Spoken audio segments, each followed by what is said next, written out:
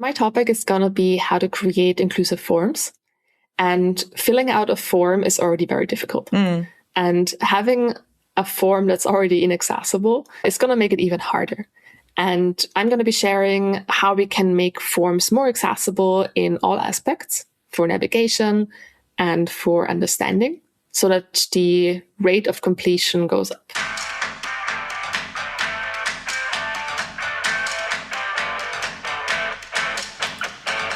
Γεια! Είμαι η Λένα Λέκου, συντονίστρια του web τμήματος στην SA Athens και ακούτε το podcast Life of Dev. Ένα podcast αφιερωμένο στην ελληνική development κοινότητα. Αλήθεια, τι μπορεί να μάθει μια designer σαν εμένα συνομιλώντας με developers?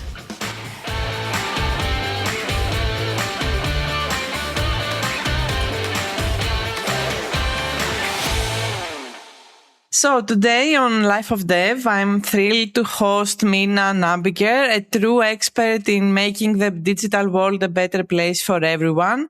She's a UX and accessibility expert with over 9 years of experience, helping companies build inclusive products through audits, consulting, and training. She empowers teams to move beyond overwhelm and make inclusion the standard, not the exception. We are lucky to have her in Athens soon for the second We Test UX conference. So welcome to the show, Mina. Appreciate it. Thank you very much for having me. I'm super excited.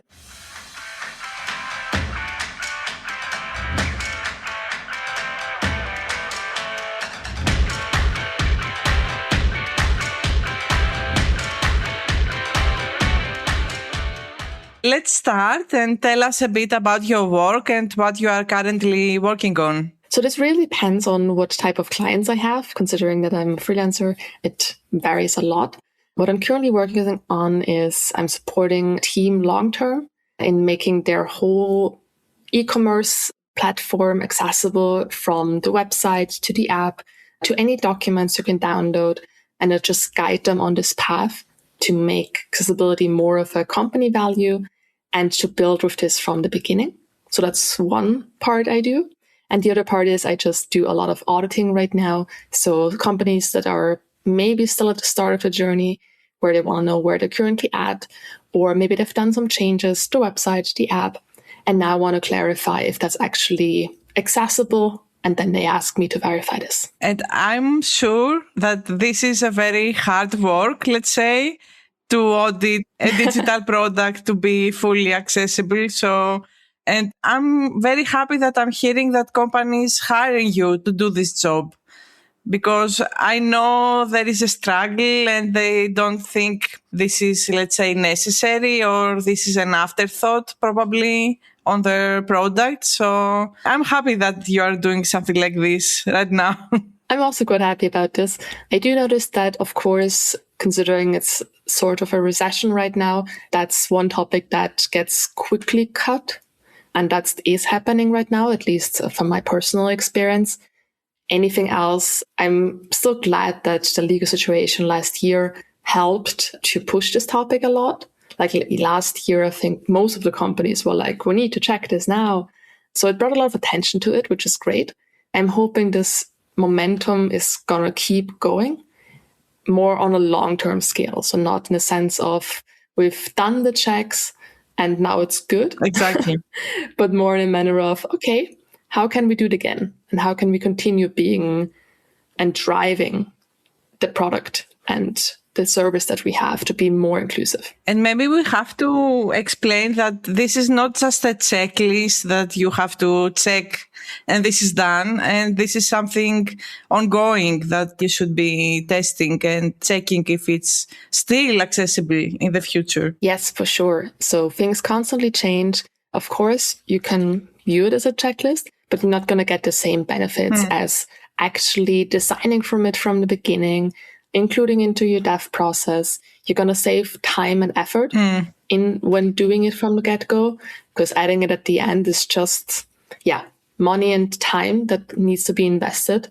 And I think this could be done more effectively, and you get better experiences that actually welcome everyone if you consider it from the start. And that only happens if you don't view it as just solely something to do at the end, but rather like a mindset and a principle, I would say, that you create with.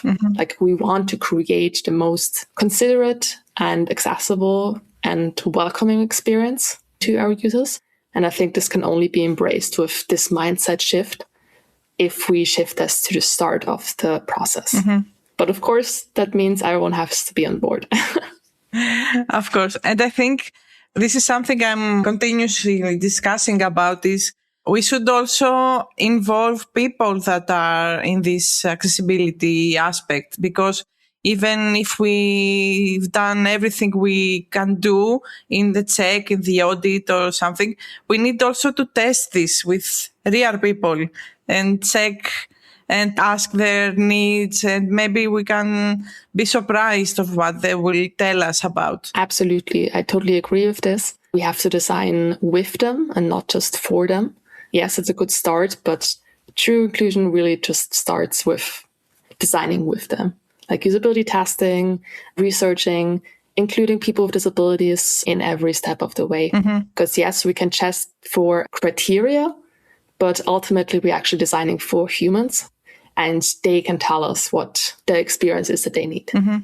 So tell us about your career and your journey until now, how you end up being here. What was your studies? If you have a different role and then you involved in this role. So how this journey was for you? So originally I started as a graphics designer. So I did my education as a graphics designer, and I went into an agency to work, and I realized that's not what I want to do.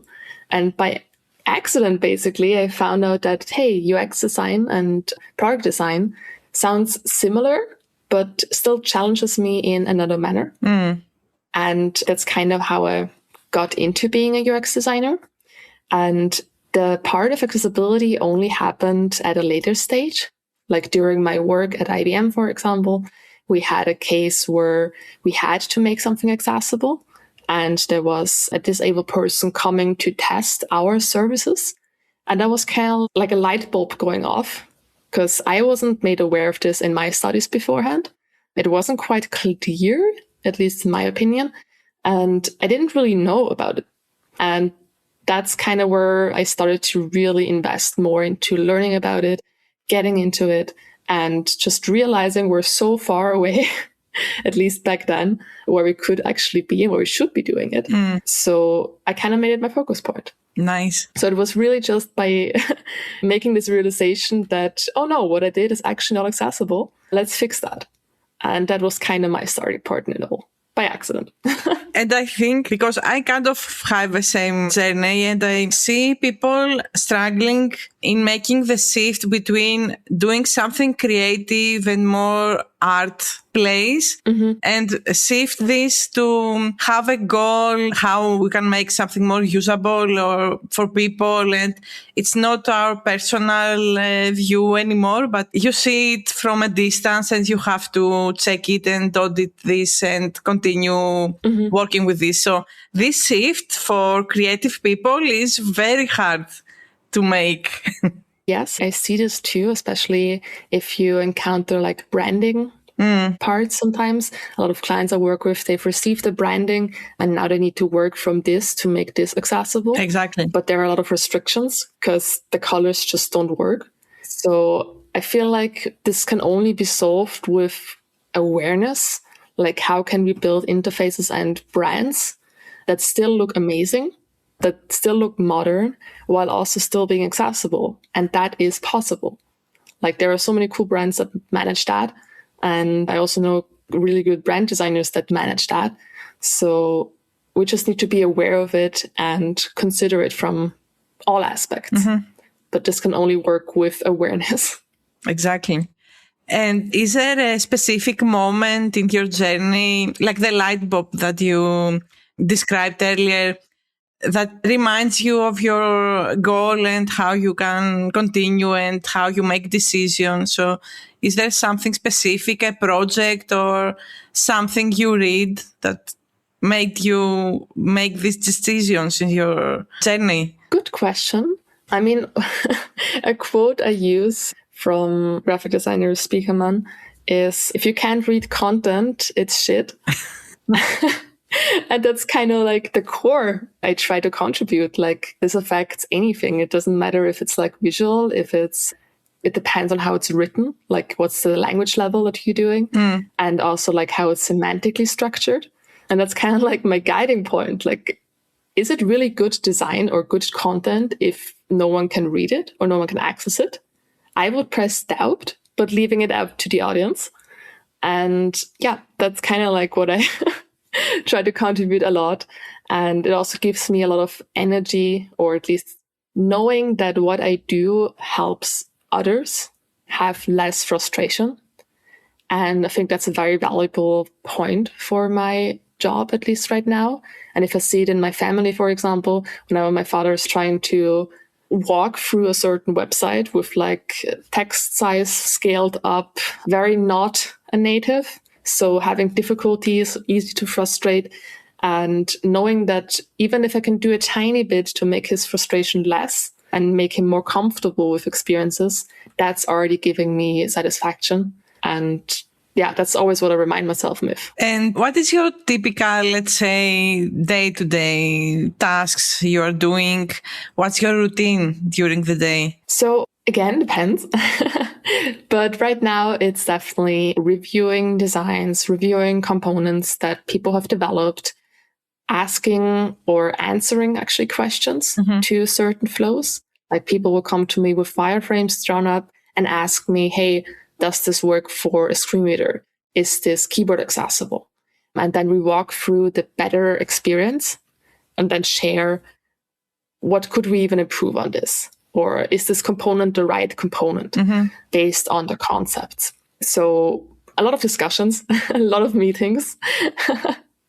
And if there is still time, I also record a lot of tutorials right now, from making documents accessible, how can I audit my website, my components, so that people are actually aware of what's valuable and that they can actually include that knowledge into their own company. And I assume you have a lot of, let's say, documentation you have to do. It's not, I'm asking this because, again, some people seeing this kind of journey for a creative person, that it's not very creative because you have to do a lot of documentation and explains a lot of things. But again, I see a lot of creativity inside of this, even if you have to do a lot of documentation during the day. So just to explain to the audience that you are not, let's say, designing stuff, but you are more on the consulting kind of thing, right? Yes, partially you're also creating concepts. Okay. Because I'm talking with a team of designers and we throw ideas back and forth. I would still consider this part of the creative process because we're trying to build an experience. I'm not telling them here's how we should be doing it. I mean, sometimes I do because there's just one solution, but there are cases where we have multiple options or where we're not fully satisfied with the concept that was done.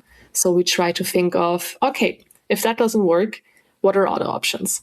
And that can be very creative because I feel like knowing what makes something accessible, but then also knowing what makes something an even better experience. And if you merge them, you can really have really creative meetings, and also where you then draw up multiple options and compare them to each other and hopefully also test them. So I would definitely consider it still creative, even though, yes, you document a lot and yes, you have a very specified way of walking through certain elements.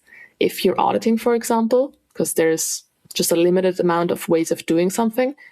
However, for like feature development, I would definitely consider it to be creative.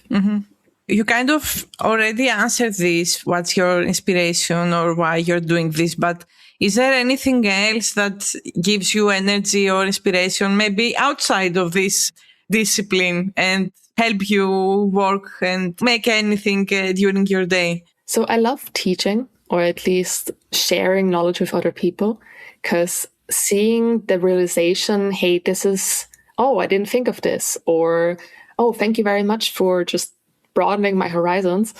Having that realization is what keeps me going, because I love bringing out that thanks for sharing things with me feeling. And that's super cool.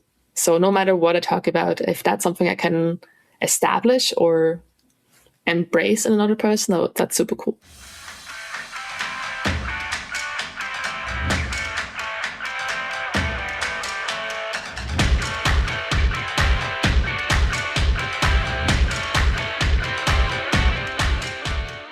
Okay, let's move into our conversation. I want to deep dive into this topic about accessibility. And one thing that for me is very clear is when we are talking about accessibility, we should also talk about inclusivity, because for some people it's something different, but for me it's the same. And I want your opinion as an expert. What's the state we are right now between these two things, and if it's still a checkbox for companies to be, let's say, more inclusive, or you are seeing something different during the years? So I agree that there is still a split between accessibility and inclusion, even though they're like part of each other, or at least accessibility is part of the inclusion aspect. And I feel that we should definitely view it as a holistic concept where it's about making something as inclusive to as many people as possible from multiple perspectives, because ultimately accessibility is one viewpoint, but there are definitely overarching topics. Like there's a lot of overlap between elements that you have in other areas, or same with diversity. Those are like all aspects that impact each other. So we need to look across that own discipline as well. I think we're getting better when it comes to accessibility, at least in some aspects. But of course, there are still companies that will view it as a checkpoint. That's just part of the experience, I guess. I want to keep up hope and see how this continues moving forward. But I also know that accessibility and inclusion is a very political topic. And we know things have shifted recently, and not in a good way, at least in my opinion.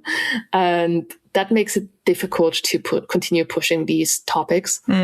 And I hope we're not reducing all the effort that we've done based on that. And we're still going to keep pushing forward. But it's difficult. I think we're getting better. But again, it's a process. We can't magically erase everything, but we're working towards a goal. And I still see that companies that really appreciate it and really focus on that as a core value, they make incredible products or incredible services. And I hope that more companies can embrace this core value and make it an end-to-end experience and not just something they do on the website. And do you have any advice for developers, designers, testers, UXers, how they can lead more this conversation in their companies? How they can make it a discussion and maybe make a change in the future? So convincing leadership is difficult. I think that's like a discussion that we keep having as accessibility experts. It's difficult to convince leadership to care if they're not ready to care for it yet. My recommendation is focus on the things that you can control in your area of expertise right now. So if you're a designer, focus on maybe shifting color contrast if you can. If you can't, then maybe it's ensuring every button has a label. Like trying to push the needle in the areas that are in your area of responsibility. See if you can get other experts or other roles on board. Like if both design and development work together, it's easier to move the topic forward instead of just having one group of people being on board. And I think the most important part to get leadership on board is creating more awareness. Yes, I say this word a lot, but it is the core of getting buy-in. You need to make them understand why it matters.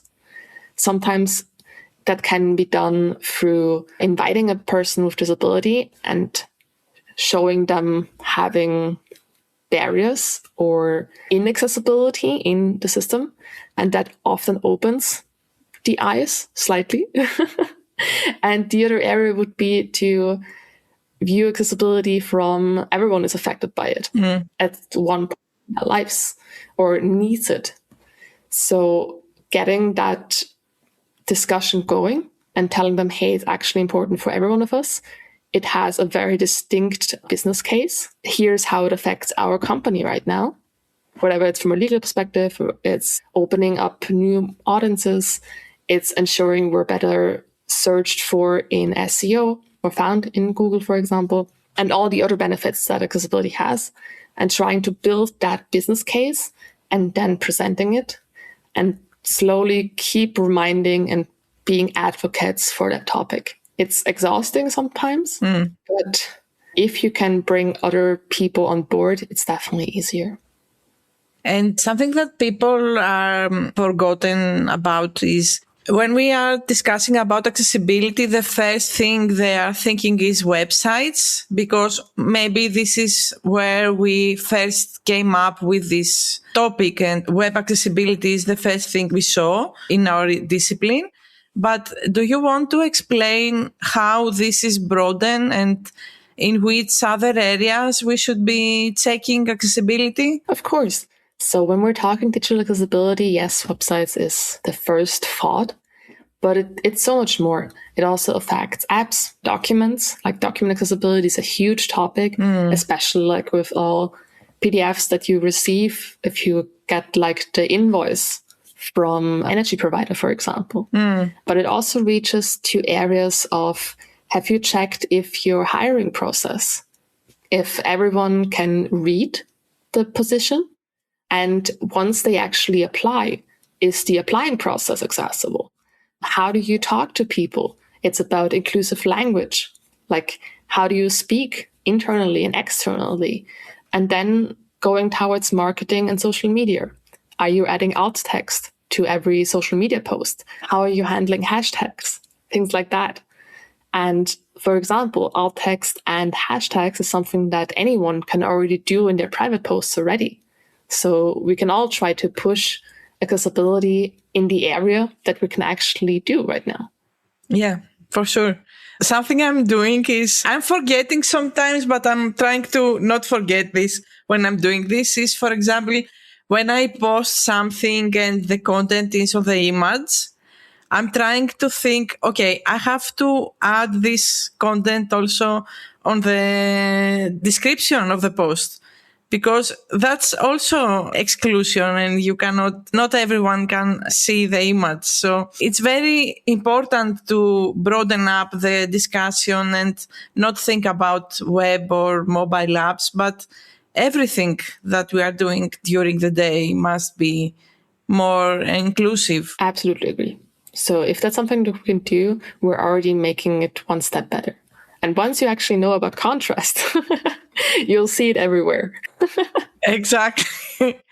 Because I'm also teaching. So two things is every time my discussion, contrast and alignment. Oh, yes. Center alignment, left alignment. So this two is the nightmare for the students when I have feedback on them. Okay, so last question in this topic is how you see AI helping this conversation and our technologies and our job in general. Is this becoming easier to implement something, or it adds more barriers in our job? I think that's a difficult question because I'm a bit critical when it comes to my view of it.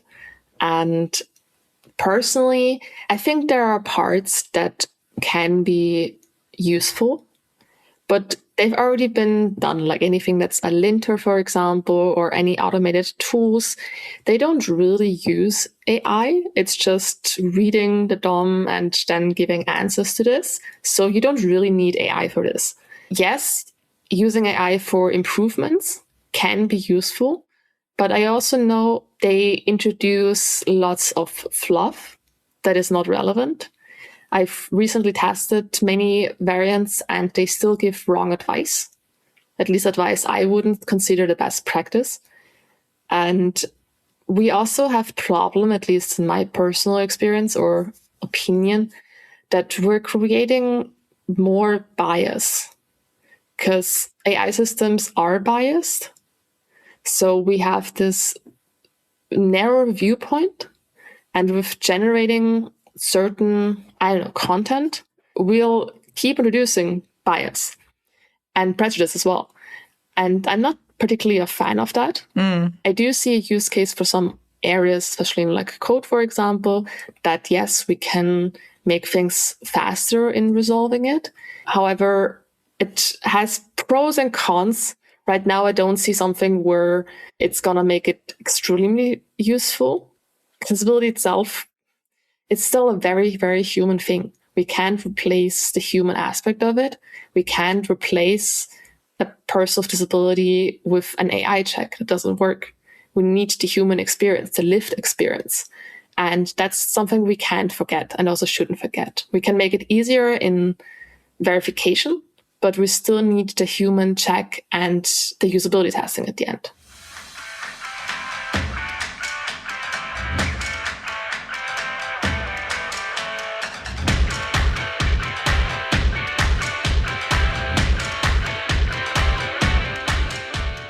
Okay, let's close this topic for now and discuss about you speaking at We Test UX in Athens. First of all, is it your first time coming in Athens, Greece? Or? Yes. Nice. Yes. Super excited. And what is your message of your talk and what you can share today with us about your topic? So my topic is going to be how to create inclusive forms. And filling out a form is already very difficult. And having a form that's already inaccessible is going to make it even harder. And I'm going to be sharing how we can make forms more accessible in all aspects for navigation and for understanding so that the rate of completion goes up. Nice. Very interesting. And very difficult discussion about the forms, even for a specific field or the whole thing. So it's going to be very interesting. And WeTest has a fantastic blend between testers and UX professionals. This is the second year we are going to do this blend. So this is very great opportunity for people to discuss and inspire each other for our disciplines. What's your thoughts on what we can do better, how we can work together and make better products, let's say? So for me, it's definitely communication and understanding how the other party does their job. Because especially when it comes to testing and the UX overlap, the testers verify the function that we've created and built. So it's about, we need to understand first how they're doing it so that we have the same contextual understanding of it. I've learned that, especially when it comes to acceptance criteria, we need to be specific. We need to be clear so that both know how to do their jobs, whatever it is in design or in testing. And I think that gives a great opportunity to think of overarching acceptance criteria, like what's actually the core of what we're testing. And I think having these exchanges in expertise and also experience is going to really help lower the gap, I guess. Have you ever blended with people from Greece in your experience? Did you know about our community? I have not. No, nice. Not yet, no. I've been to vacation once, but not professionally. So I haven't engaged in the professional community. So I'm super excited to experience it and that I got the invite to join. Nice.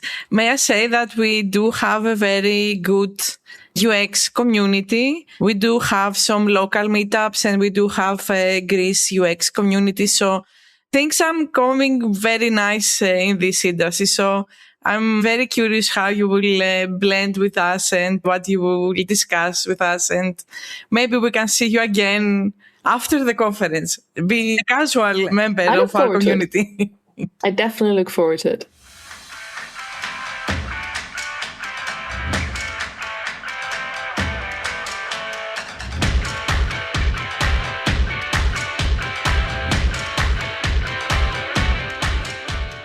So let's go to the fun part to learn more about you in a fun quiz question. You don't have to explain your answer, so it will be more quick, let's say. So are you ready? What is your strongest skill? I'll answer this based on what people tell me. So I'm going to say communication. What is the most boring task during your day? Meetings I don't have to be part of. Nice. What was the first aspect of your work that you fell in love with? Inspiring other people. Is there something in your list that you want to learn next? I'll probably want to get back into development again. Okay. If you weren't a UX accessibility expert right now, what would you be doing? A pastry chef. Nice. What has been the best, most impactful project you've worked so far?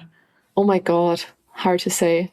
I think the one I'm currently working on, where we're redesigning and rebuilding the whole e-commerce site, because I've been with them for quite a long time. And yeah, seeing the change is really, really cool. A proper 1 hour lunch break or something quick and back to work? A proper 1 hour lunch break. 2 monitors, 1 or 3, because they are seeing 3 in the previous episodes. An ultra wide and 2 monitors. Okay. Digital to-do list or pen and paper? Pen and paper. Remote work, hybrid or on-site?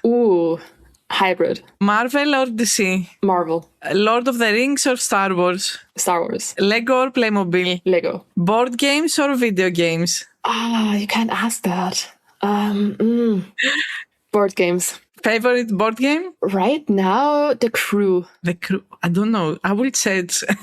It's like a cooperative. I'm not sure what the English term is, but it's a very cool game. Okay.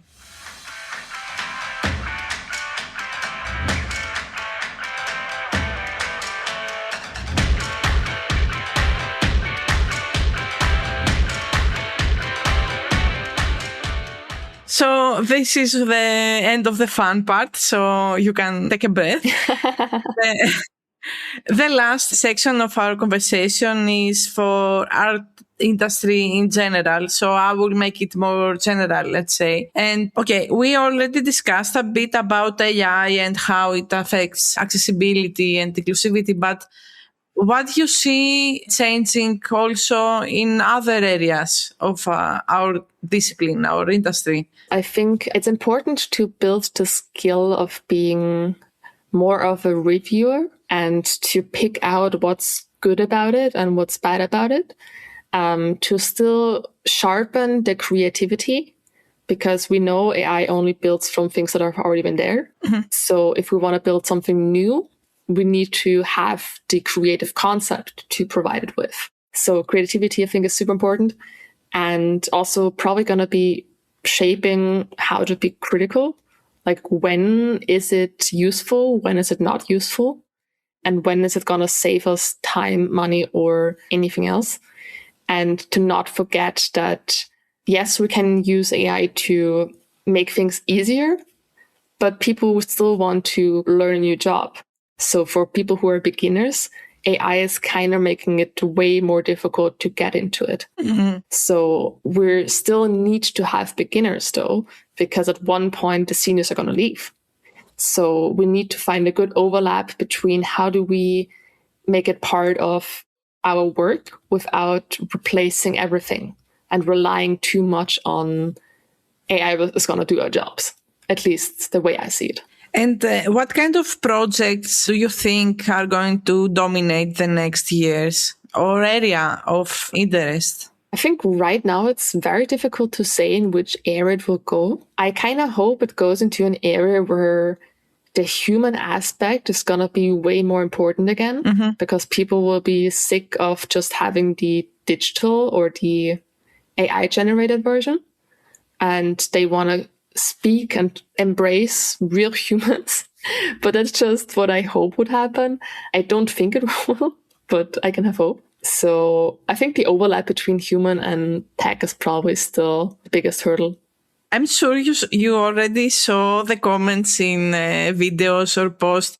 People are not believing anything right now. Yeah. Every post you will see, after the post, you will see comments, this is AI, this is not real. Yes. So we came very fast to this place that people are not believing anything that they see. Yeah, I do think it's about knowing how to build trust in what you do and being transparent, because I really would love for AI to, I don't know, be more transparent in what is and isn't AI, instead of having this constant questioning that's being pushed to the user instead of the sharer.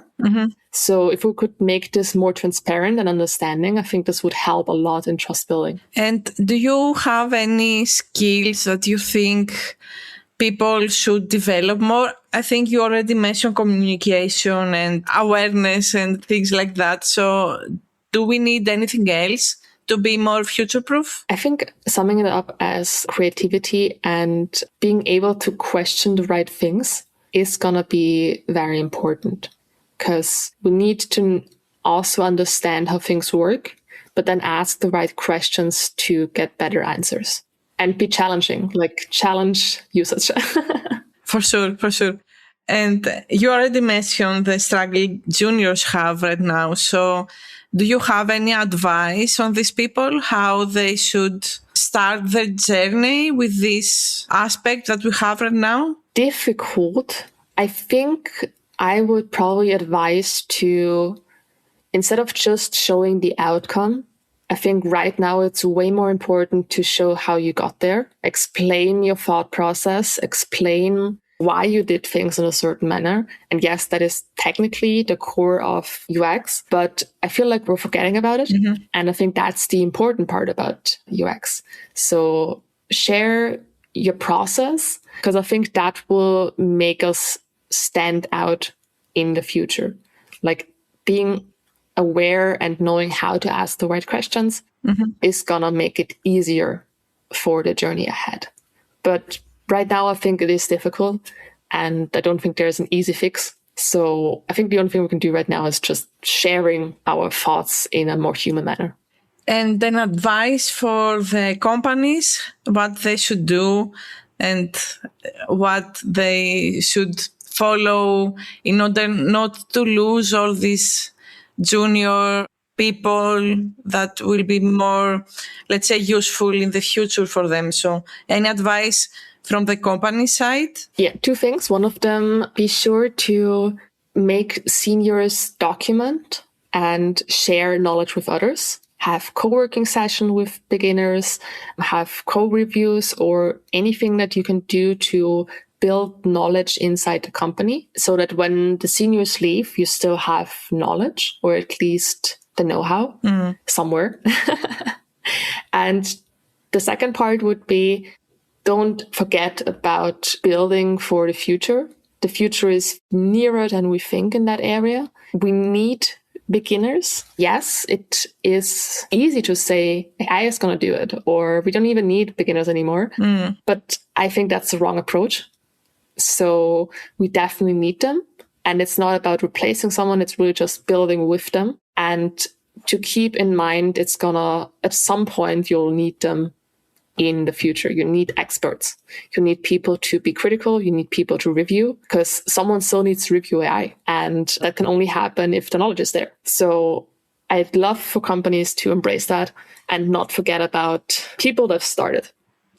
I agree. We are nearing the end, so I want to challenge you and challenge someone you want to hear in the next episode in Life of Dev. So do you have someone you want to challenge? So the person I always admire is Manuel Matuzovic. He's a developer, also very deeply into accessibility. And I think he's a very inspiring person, super knowledgeable. So I think he would fit right in. Nice. I will find him on LinkedIn and challenge him. Perfect.